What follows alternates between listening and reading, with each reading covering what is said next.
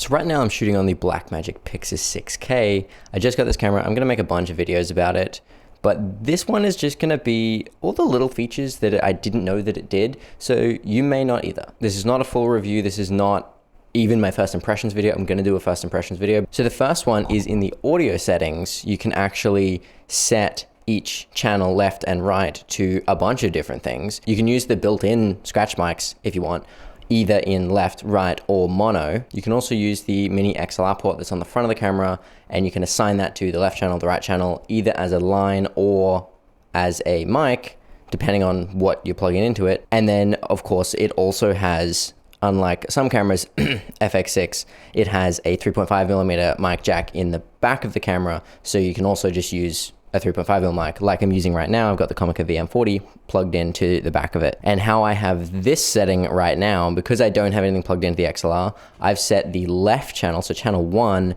to this mic right here set to mono, and then the channel 2 I have set to the camera audio, like the scratch audio, just to see what it sounds like. So here's the scratch audio directly from the camera, and then now we're back to the mic.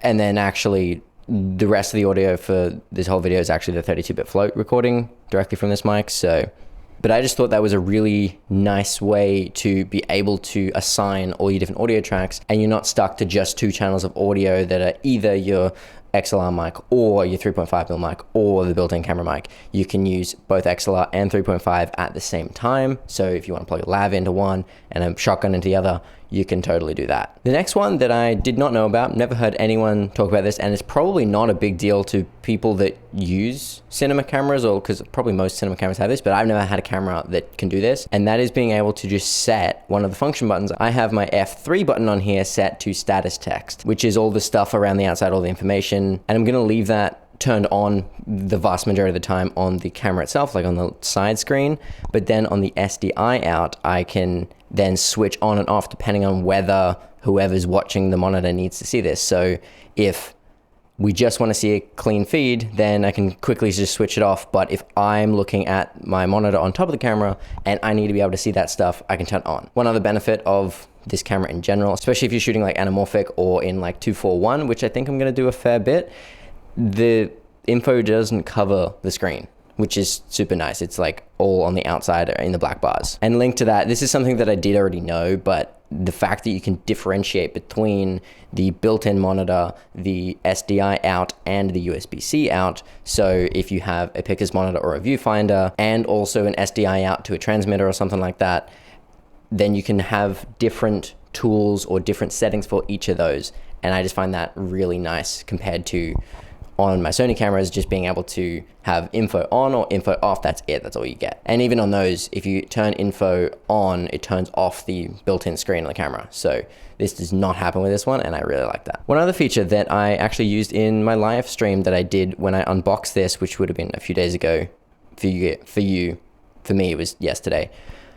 But there's, in the setup settings, there is a use as webcam button. So if you use the USB-C port on the back, I haven't tried it with the front one. It might work with the front, but if you plug in the USB-C port on the back, straight into your computer, it just shows up as a webcam and you can use it to live stream or anything like that. You don't have to worry about capture cards. So if I do any more live stream stuff, that's probably the easiest way to do this, is just plug it straight in rather than getting an SDI to HDMI capture card and yeah. So it just is a lot simpler than I thought it was going to be to hook it up to a live stream. And it also means if I'm on a Zoom call and I want to shoot on a cinema camera, I can. Now, speaking of the USB-C ports, the one on the front, which is designed for a viewfinder, it's even labeled a viewfinder because that's how you plug in the Pyxis monitor or the Ursa EVF. I don't have either of those, but because of how those displays work, that USB-C port supplies power and data. And because it supplies power, I can plug my focus motor straight into it, so I don't need to run a long cable all the way to the back of the camera and plug it into the battery plate and just have another cable to deal with. I can put this short 8.5-inch USB-C cable from Condor Blue straight into the front of the camera, straight into the focus motor, and it's right there. I don't have to worry about it getting in the way of handles or monitors or anything else. So, little thing, but if you have USB-C powered accessories, you can use that port to power them rather than plugging them into your battery or your battery plate. And I know the Ursa Cine 12K has multiple USB-C ports around the body as well that you can just plug accessories into to power, similar to how, you know, other professional cinema cameras will have like LEMO ports and all that sort of stuff to power accessories. This just has USB-C. And one other thing that I haven't yet decided whether I'll use much, like on narrative films, for example, I've got another short film that I'm shooting next week. There is a digital slate. If you just swipe across on the touchscreen, you can then add your slate information, which then would insert that as metadata, so then you don't have to manually do it from the slate.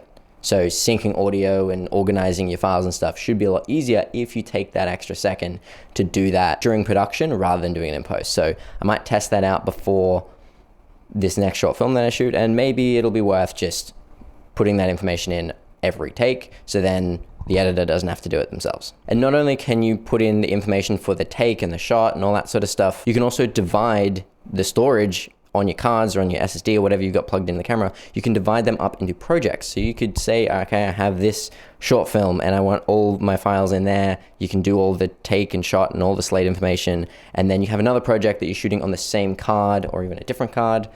And then you can just set that up so it's all divided and you don't have to worry about figuring out what clips go from what project. Now, generally, you would ideally format a card before starting a new project or shoot it on a different card, but it's nice to know that you can at least do that. But that'll be it for this one. Just a quick little video because I haven't really done enough testing or use of this camera yet. I literally got it yesterday, so I'm going to test it out a bunch, and very soon there will be a first impressions video, a bunch more videos about this camera, about B-raw, about the rig I have, all that stuff. So make sure you're subscribed so you see all that. Let me know your thoughts on the Pyxis 6K or any questions you have you want me to test. While you're around, do all the other things, and I'll see you next time. Okay, bye. Oh, and I'm shooting this right now in OpenGate 6K, so 3x2 on the 1.5 times Blazar Remus 33mm. I like this aspect ratio, and I like that I finally get to use the entire width of this anamorphic lens and it not be ridiculously wide. But yeah, we're gonna see how this footage edits, because 6K B-raw.